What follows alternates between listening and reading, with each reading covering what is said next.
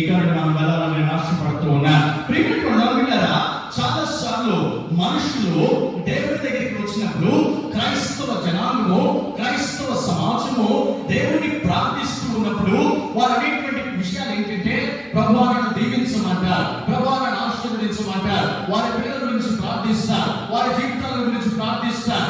దేవుడు నా జీవితంలో మేలు చేయాలని అనుకుంటారు, దేవుడి కార్యం నా జీవితంలో చూడాలని ప్రార్థన చేస్తూ ఉంటారు, ఉద్యోగాల కోసం ప్రార్థన చేస్తూ ఉంటారు, వివాహాల కోసం ప్రార్థన చేస్తూ ఉంటారు, ఎదుగుదల కోసం ప్రార్థన చేస్తూ ఉంటారు, లైఫ్ లో సెటిల్మెంట్స్ కోసం ప్రార్థన చేస్తూ ఉంటారు. ఎప్పుడు ప్రార్థన చేసినా కూడా దేవుడు నన్ను దీవించాలి, దేవుడు నన్ను ఆశీర్వదించాలి, దేవుడు నన్ను హెచ్చించాలి, దేవుడు నన్ను బలపరచాలి అనేటువంటి మాటలు చాలాసార్లు క్రైస్తవులు ఉపయోగిస్తూ ఉంటారు. కానీ ఏ ఒక్క క్రైస్తవుడు అనడానికి బదులుగా చాలా తక్కువ మంది క్రైస్తవులు దేవుని కృపను గురించి ప్రార్థన చేస్తూ ఉంటారు. హల్లెలూయా. దేవుని కృపను గురించి ప్రార్థన చేసేటువంటి స్థితి ఒక క్రైస్తవుని జీవితంలో రావాలి అనంటే, ఆ క్రైస్తవుడికి కానీ, ఆ మనిషికి కానీ, ఆ వ్యక్తికి కానీ, ఆ దేశానికి కానీ, ఆ పట్టణానికి కానీ దేవుని కృప ఏమి చేయగలదో తెలిసి ఉండాలా. ఒక్కొక్కసారి జాబ్ రికమెండేషన్స్ కోసం వెళ్తారు కదా, ఎమ్మెల్యే గారి దగ్గరికి వెళ్తారు, ఎంపీ గారి దగ్గరికి వెళ్తారు, సీఎం గారి దగ్గరికి వెళ్తారు. ఎందుకు వెళ్తారంటే, ఎంపీ గారి దగ్గరికి వెళ్ళినట్లయితే, సీఎం గారి దగ్గరికి వెళ్ళినట్లయితే ఆయనకున్నటువంటి శక్తిని బట్టి, ఆయనకున్నటువంటి ప్రభావాన్ని బట్టి మనం అడిగినటువంటి రిక్వెస్ట్, మనం అడిగినటువంటి మనవి అది ఆయన ద్వారా నెరవేర్చబడుతుంది. అంటే ఆయనకున్నటువంటి హోదా, ఆయనకున్నటువంటి పదవి ఏమి చేయగలదో మనకు తెలుసు కనుక మనం ఆయన దగ్గరికి పరిగెత్తుకొని వెళ్తూ ఉంటాం. హల్లెలూయా. అవునా కదా? ఉన్నట్టు ఉన్న దర్శనం వాళ్ళు చెప్తాం. హల్లెలూయా. వల్ల చచ్చినట్టుకుంటే కోపలకి తీసుకుంటారు. మళ్ళీ చెప్తున్నా, ఉన్నట్టుగా దర్శనం వాళ్ళు చెప్తాం. హల్లెలూయా. వాళ్ళు ఈ దాని రాదు, వాళ్ళంతా ఎడమే. అందరూ కలిసి చెప్తారు, జీవంతో ఉన్న వాళ్ళు చెప్తారు. హల్లెలూయా, హల్లెలూయా, హల్లెలూయా. కాబట్టి ఈ దినాన దేవుని యొక్క కృప అది ఏమి చేయగలదో మనం జ్ఞాపకం చేసుకొని ఇక నుండి వెళ్ళేటువంటి ప్రయత్నాలు చేద్దాం. ఈ దినాన చాలా త్వరగా దేవుని యొక్క లేఖన భాగాన్ని ధ్యానం చేయాలని ఆశపడుతూ ఉన్నా. మొదటిది, దేవుని యొక్క కృప అది ఏమి చేయగలదో ఒకసారి మనం అర్థం చేసుకోవాలని నేను ఆశపడుతూ ఉన్నాను. What does God's grace do for us? దేవుని కృప ఏమి చేయగలదు మనకు? కీర్తన గ్రంథం 6వ అధ్యాయం 4వ వచనం చూద్దాం. అక్కడ మొదటి విషయం చెప్తూ ఉన్నాడు, దేవుని కృప మన ఎడల ఉన్నట్లయితే అది ఏమి చేయగలదు అనంటే, యెహోవా తిరిగి రమ్ము, నన్ను విడిపించుము, నీ కృపను బట్టి నన్ను రక్షించుము. హల్లెలూయా. దేవుని కృప మొదటిది ఏమి చేయగలదు అనంటే, God's grace can save you. దేవుని కృప మనుషులను రక్షించగలిగినటువంటిది. హల్లెలూయా, హల్లెలూయా. ప్రియమైన దేవుని కృప నిన్ను లేదా ఈ లోకంలో ఉన్నటువంటి వారిని ఎవరినైనా కూడా దేవుని కృపకు వారు వేడుకున్నట్లయితే ఆ కృప ఆ మనుషులను రక్షించేటువంటిది. ఆ కృప మనుషులను రక్షించేటువంటిది. ఇక్కడ దావీదు చేసుకునేటువంటి ప్రార్థన ఒకసారి మనం అర్థం చేసుకునేటువంటి ప్రయత్నాన్ని చేయాలా. ఆయన 4వ వచనంలో అంటాడు, యెహోవా తిరిగి రమ్ము, నన్ను విడిపించుము, నీ కృపను బట్టి నన్ను రక్షించుము అని అంటున్నాడు. ఆయన చేసినటువంటి ప్రార్థనలో పశ్చాత్తాపం కనబడుతూ ఉన్నది. ఏం కనబడుతుంది? పశ్చాత్తాపం కనబడుతూ ఉంది. పశ్చాత్తాపం పడుతున్న వ్యక్తి తన శారీరక స్వస్థత గురించి అడుగుతూ ఉన్నాడు. ఏమని అడుగుతూ ఉన్నాడు? తన శారీరక స్వస్థత గురించి 2వ వచనం చదువుదాం. యెహోవా నేను కృషించి ఉన్నాను, నన్ను కరుణించుము. యెహోవా నా ఎముకలు అదురుచున్నవి, నన్ను బాగు చేయుము. హల్లెలూయా. అనగా దావీదు 4వ వచనంలో చేసినటువంటి ప్రార్థనకు ఇంటర్లింక్ ఏంటి అని అంటే 2వ వచనం. 2వ వచనంలో ఆయన అంటాడు, నా ఎముకలు అదురుచున్నవి, నన్ను బాగు చేయమని ప్రార్థన చేస్తూ ఉన్నాడు ఆయన. అంత మాత్రమే కాకుండా ప్రధానంగా తన ఆత్మకు స్వస్థత కలిగించి దేవుని సన్నిధిని, అనుగ్రహాన్ని పూర్వ స్థితికి తీసుకురా కోరుకుంటూ ఉన్నాడు. దేవుడు తనకు దగ్గరగా ఉండాలని ఆశిస్తూ ఆయన కనికరాన్ని, ప్రేమను దయచేయమని వేడుకుంటూ ఉన్నటువంటి వచనాలు. 2వ వచనం, 4వ వచనం ఏం కోరుకుంటున్నాడు ఆయన? దేవుని యొక్క ప్రేమను, దేవుని యొక్క కనికరమును ఆయన కావాలని వేడుకుంటూ ఉన్నాడు. అంత మాత్రమే కాకుండా ఆయన చేసేటువంటి ప్రార్థనలో ఒక ప్రత్యేకమైనటువంటి విషయం ఏంటంటే ప్రేమ, కనికరము దేవుని యొక్క స్వభావం అండి. ఏంటి ఆయన స్వభావంలో రెండు? ప్రేమ, కనికరం. కాబట్టి ఆయన అంటాడు, ప్రభువా నీ స్వభావమును బట్టి నీవు నన్ను రక్షించమని సెలవిస్తూ ఉన్నాడు. ఆయన స్వభావాన్ని బట్టి ఆయన మనల్ని రక్షించకపోయినట్లయితే, మన స్వభావాన్ని బట్టి దేవుడు రక్షించాలి అని అంటే మన లోపల ఏమాత్రం మంచి లేనే లేదు. ఒకవేళ తగ్గి మనకు ప్రశ్న అడుగుతాను, మేము తగ్గి మన జవాబు చెప్పాలి. మీ లోపల ఎలాంటి స్వభావం ఉంది చెప్పండి. మంచి స్వభావం ఎంతమందికి ఉంది? ప్రేమించే స్వభావం ఎంతమందికి ఉంది? కృప చూపే స్వభావం ఎంతమందికి ఉంది? కోపం వేసే స్వభావం ఎంతమందికి ఉంది? అబ్బా అంతొద్దు, కొంచెం రాదు. అటు ప్రేమ లేకపోయా, ఇటు కోపం లేకపోయా, ఎట్లా మరి ఇంకే స్వభావం ఉంది? ప్రేమికుడు. అందుకే ఆయన మొదటిది జ్ఞాపకం చేస్తూ అంటాడు, దేవుని కృప ఏమి చేయగలదు అని అంటే ఆయన కృప ఒక మనిషిని రక్షించగలిగినటువంటిది. ఎందుకు ఆయన కృప రక్షించగలిగినటువంటిది అంటే ఆయన ఉన్నటువంటి స్వభావాలలో ఒక స్వభావము ఆయన ప్రేమ చూపించేటువంటి స్వభావం అనేది, ఆయన కనికరము చూపించేటువంటి స్వభావం అనేది. అందుకని నీ స్వభావం బట్టి నీవు నన్ను రక్షించమని ప్రార్థన చేస్తూ ఉన్నాడు ఆయన. అదే దావీదు 109వ కీర్తన 27వ వచనాన్ని మనం తీద్దాం. అక్కడ ఇంకొక మాటను ఆయన జ్ఞాపకం చేస్తూ ఉన్నాడు. ఒకరు 25వ కీర్తన 7వ వచనాన్ని తీసినట్టుగా పెట్టుకున్నాం. 109వ కీర్తన 27వ వచనాన్ని చదువుదాం.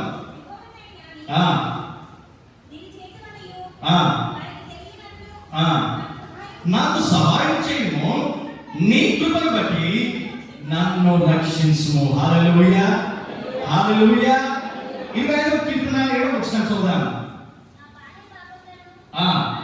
నా దిక్కులను జ్ఞాపకము చేసుకొనుము, యెహోవా నీ కృపను బట్టి నీ దయ చొప్పున నన్ను జ్ఞాపకంలో ఉంచుకొనుము. హల్లెలూయా, హల్లెలూయా.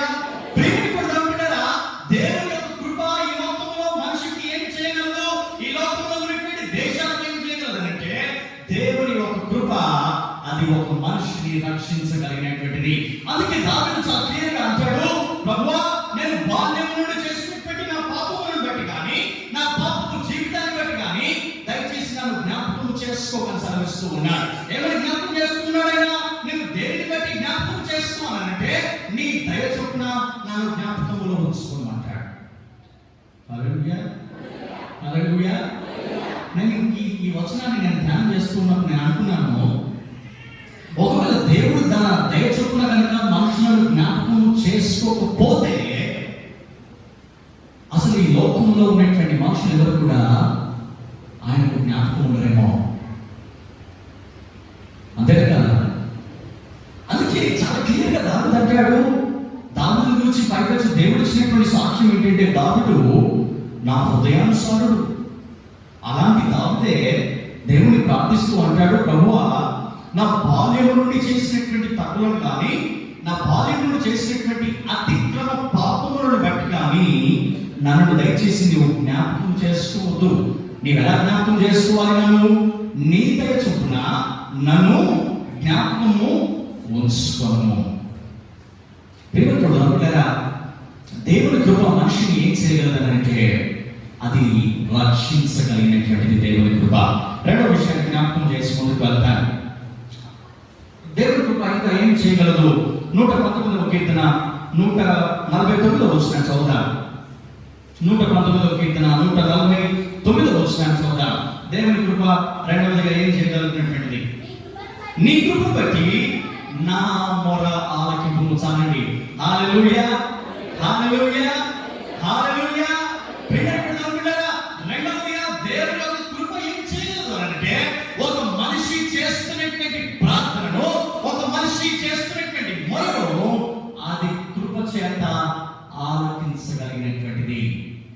రెండవది దేవుని కృప ఆలకించేటువంటిది.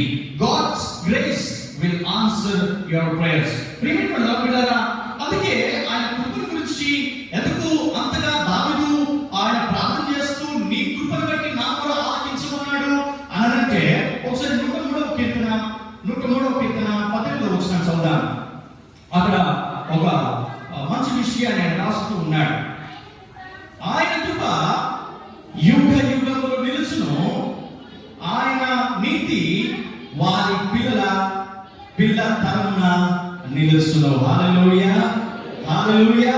పిల్లరా, ఎందుకు దావీదు ఆయన కృపను గురించి వేడుకుంటున్నాడంటే, దేవుని యొక్క కృప ఆయన జీవితంలో ఈ లోకంలో ఏమి చేయగలదో దావీదుకు తెలుసు కనుక ఆయన కృపను గురించి ఆయన వేడుకుంటూ ఉన్నాడు. దావీదు ఎప్పుడు ప్రార్థన చేసినా కూడా ప్రభువు నాకు ధనాన్ని ఇవ్వమని ప్రార్థన చేయలే, ప్రభువు నాకు హోదా ఇవ్వమని ప్రార్థన చేయలే, ప్రభువు నాకు రాజ్యం ఇవ్వమని ప్రార్థన చేయలే, ప్రభువు నాకు రాజుగా నియమించుకొని ప్రార్థన చేయలే.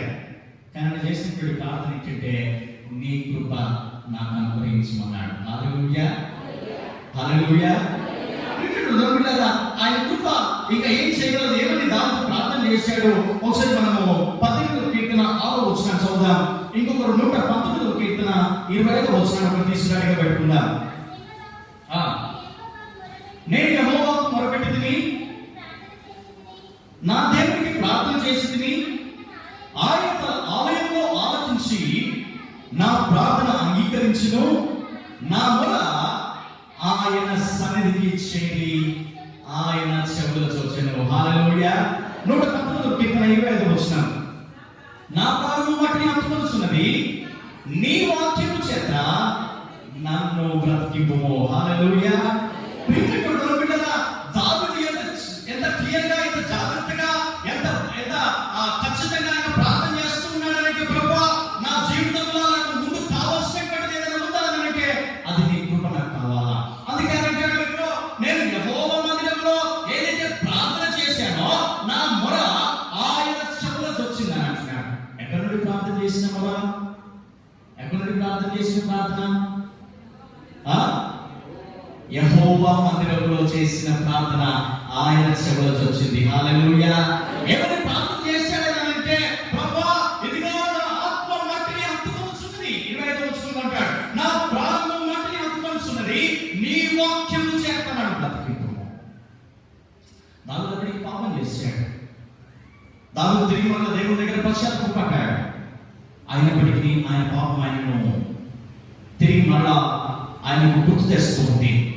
ఎప్పుడైతే ఆయనకు ఆయన పాత జీవితం గుర్తు వచ్చిందో ప్రతిసారి దావీదు అంటాడు, ప్రభువా నా ప్రాణము మట్టిని హత్తుకొనుచున్నది, అనగా నేను పాపాన్ని ప్రేమించాను గనుక, నేను పాపాన్ని హత్తుకున్నాను గనుక, ఇదిగో నా ప్రాణము ఈ లోకములో క్షీణించిపోతూ ఉంది గనుక నీ వాక్యము చేత నా ప్రాణాన్ని నేను బ్రతికించమని ప్రార్థన చేస్తున్నాను.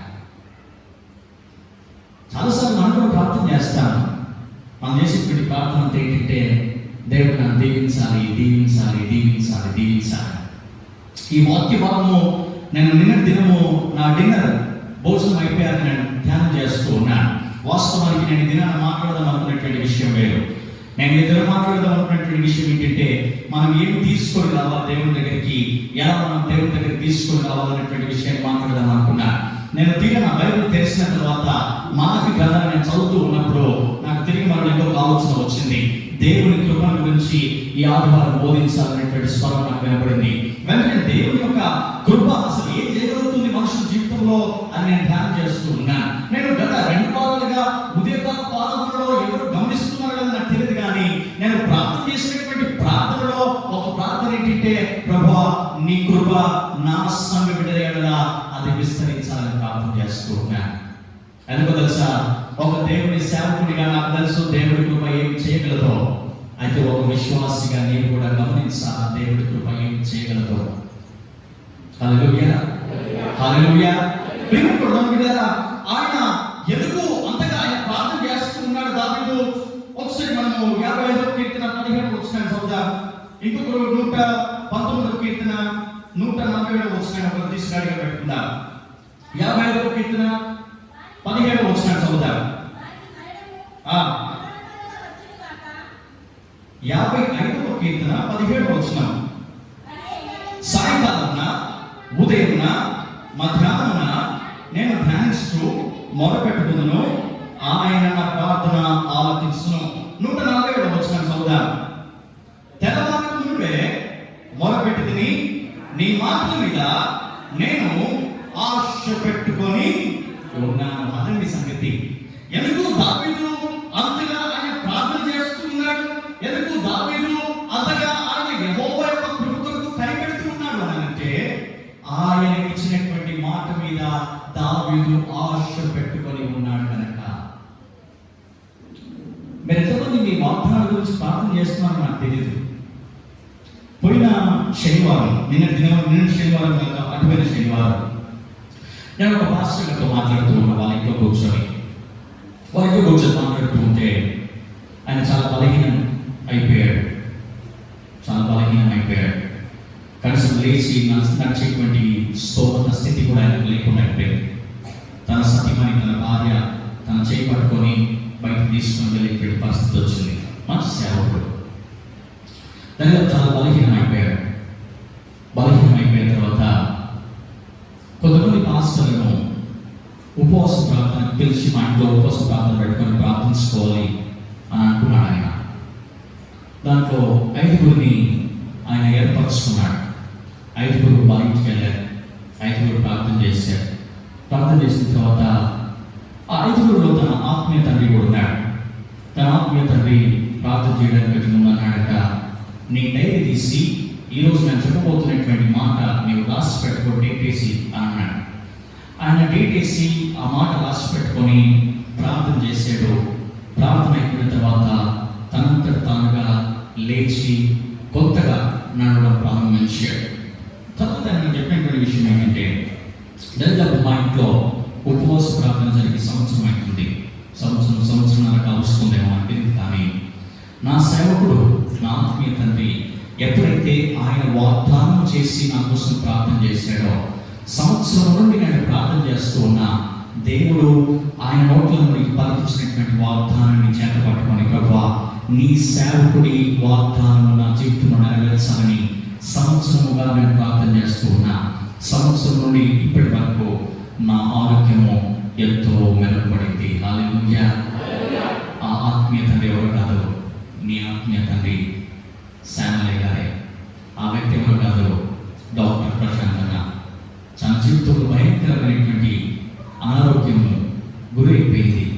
లేచి నడిచేటువంటి స్థితి లేకుండా అయిపోయింది. పోయిన శనివారం కట్టిన శనివారం వాళ్ళ ఇంట్లో కూర్చొని మాట్లాడుతూ ఉంటే, మేము బెడ్లో కూర్చొని మాట్లాడుతూ ఉంటే అని చెప్పాడు, నాకు డాడీ మరి డైరీ తీసి రాసుకోమని చెప్పాడు. ఏమని రాసుకోమని చెప్పాడంటే, ఈ దినం నుండి దేవుడు నీకు శ్రేష్టమైన ఆరోగ్యాన్ని ఇవ్వబోతూ ఉన్నాడు, అది రాసి పెట్టుకోమని అన్నాడు. ఆ రోజు నుండి ఈ దినం వరకు దినములో ఒకసారైనా కూడా దేవుని యొక్క మాటను నేను కాదనకుండా ప్రార్థన చేయలేదన్నాడు. దావీదు కూడా ఎందుకు ప్రార్థన చేస్తూ ఉన్నాడంటే, దేవుడు ఇచ్చినటువంటి మాట మీద ఆశ పెట్టుకొని ఆయన ఎలా ప్రార్థన చేస్తూ ఉన్నాడనంటే, సాయంకాలం అనక, మధ్యాహ్నం అనక, ఉదయం అనక, తెల్లవారక మునిపే ఆయన ప్రార్థన చేస్తూ ఉన్నాడు. ఎందుకు నిమిత్తమనంటే, దేవుని యొక్క వాగ్దానం నా జీవితంలో నెరవేర్చబడాలి. దేవుని యొక్క వాగ్దానం నా జీవితంలో నెరవేర్చబడాలి. ప్రియమైన ఒక సందర్భాన్ని నేను జ్ఞాపకం చేసిన ముందుకు వెళ్తాను. నాకు కూడా ఈ ఉదయకాల ఆరాధనకు రావడానికి బొత్తిగా నాకు అసలు శాంతి కావట్లేదు, ఓపిక ఉండట్లేదు. నాకు పడుకునేసరికి దాదాపు రాత్రి 12, 12:30, 1, 2:30. ఒక దినం అయితే రాత్రి 3 గంటలకు పడుకున్నాను, 2:30, 3 గంటలకు పడుకున్నాను. కరెక్ట్గా 4:40 నా ఫోన్లో అలారం మోగుతుంది.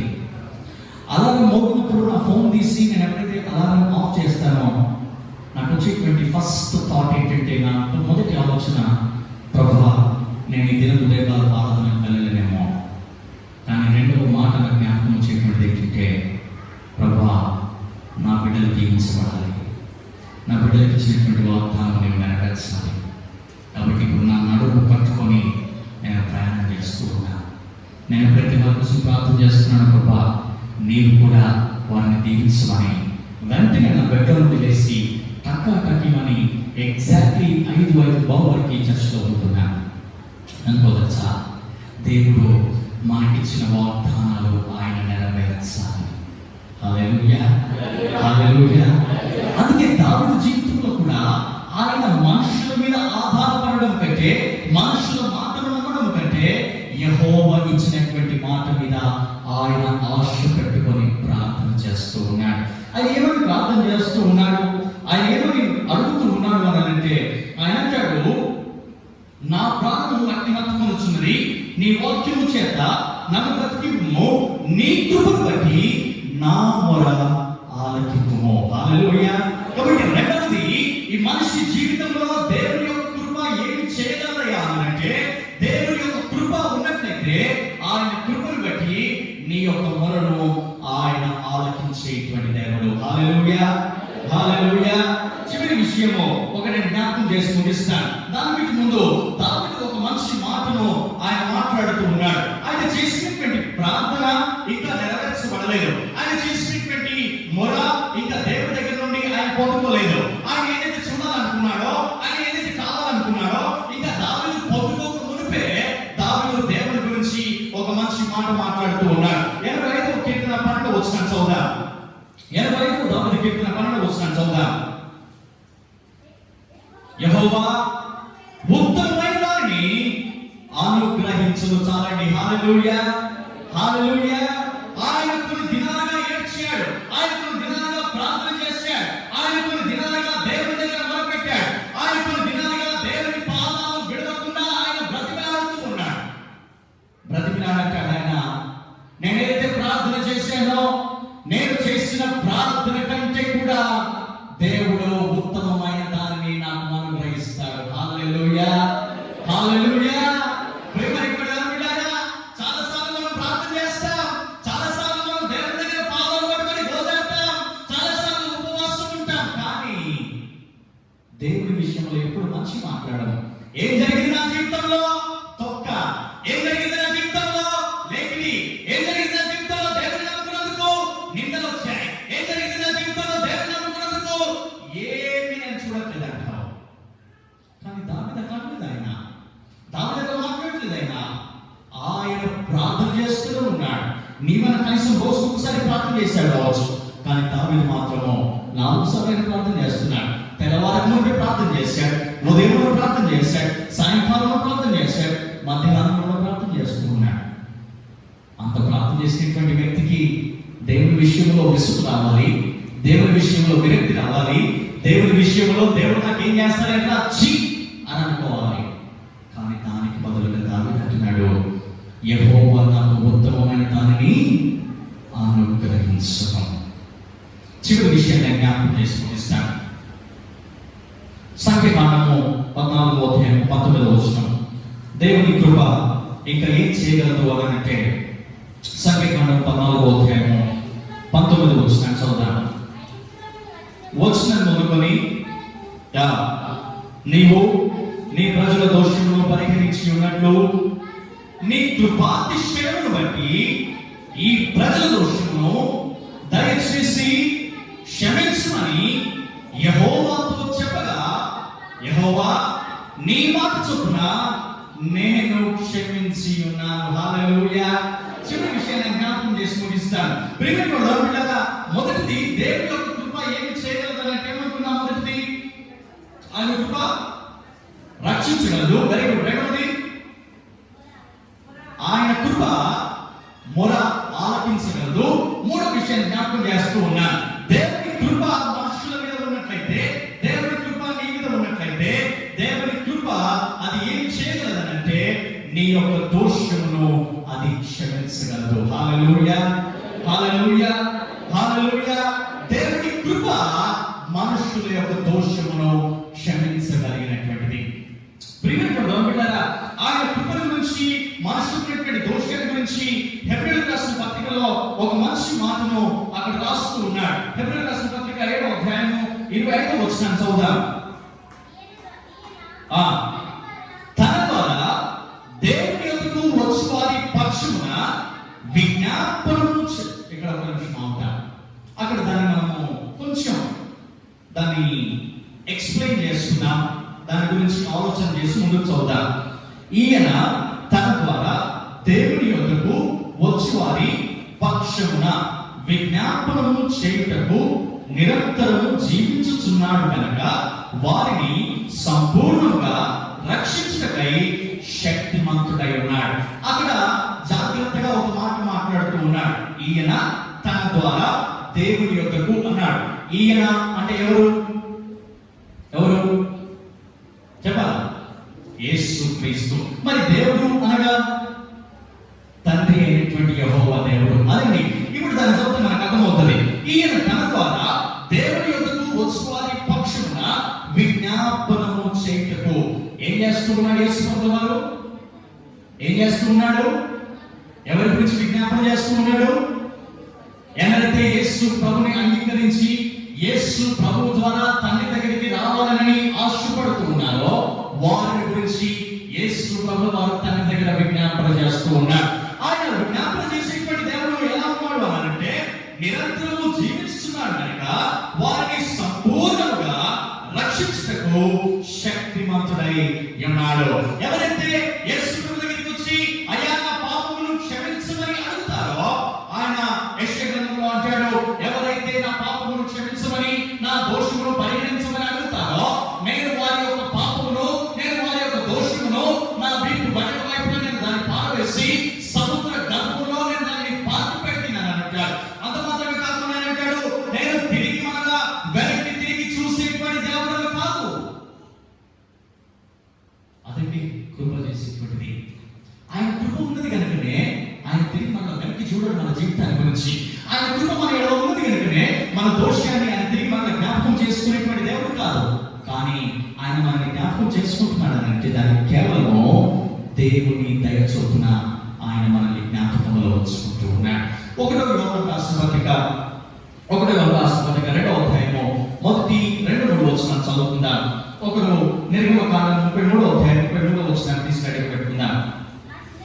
నా చిన్నపిల్లలారా మీరు పాపము చేయకుండాటకై ఈ సంగతులను మీకు రాయిస్తున్నాను. ఎవడైనా పాపము చేసిన ఎడల నీతిమంతుడైన యేసు క్రీస్తు అను ఉత్తరవాది తండ్రి యొద్ద మనకున్నాడు.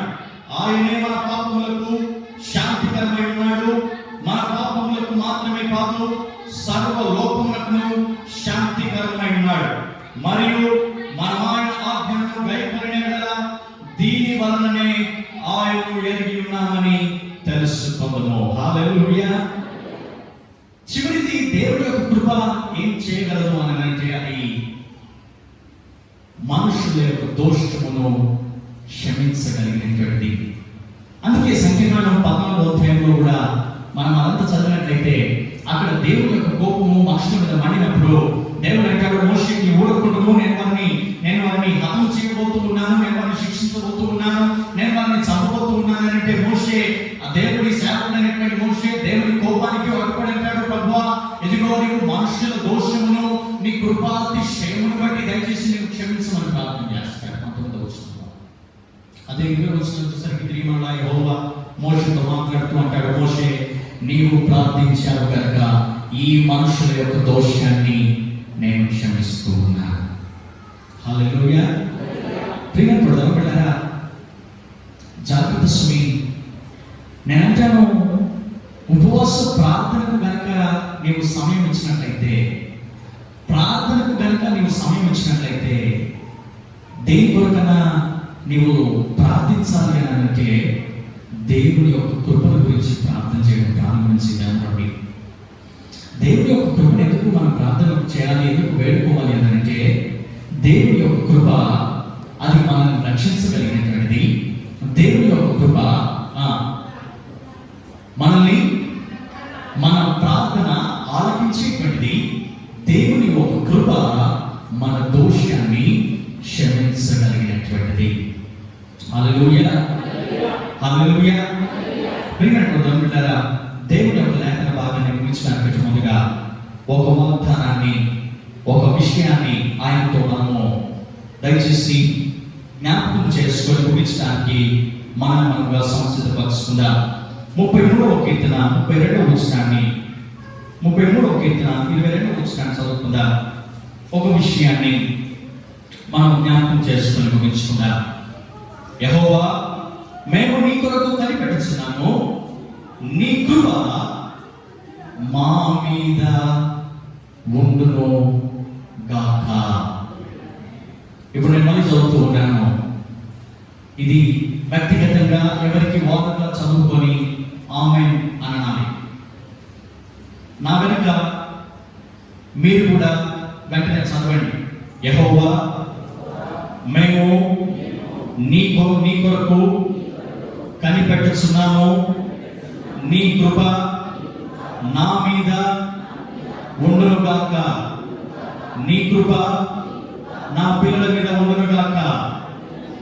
నీ కృప నా సంఘం మీద ఉండును గాక. నీ కృప నా సేవకుని కుటుంబం మీద విస్తరించును గాక.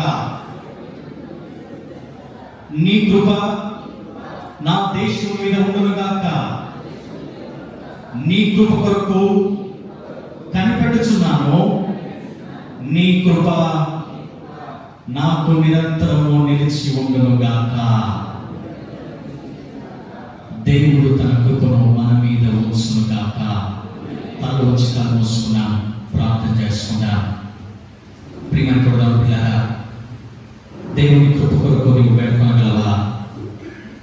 భక్తుడు ఈ మధ్యకాలంలో ఒక మంచి పాటను రాస్తూ ఆయన ఒక మంచి చరణాన్ని ఆ పాటలో లిఖించాడు.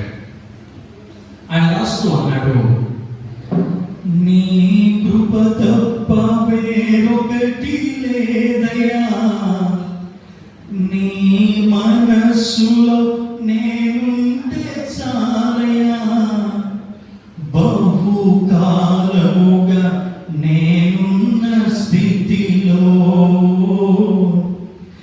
నీ కృప నా ఎడ చాలునంటివే, నీ కృప తప్ప వేరొకటి లేదయ్యా, నీ మనస్సులో నేనుంటే చాలయ్యా, బహుకాలముగా నేనున్న స్థితిలో నీ కృప నా ఎడ చాలునంటివే. ప్రేమరా, మనకేం కావాలో తెలుసా?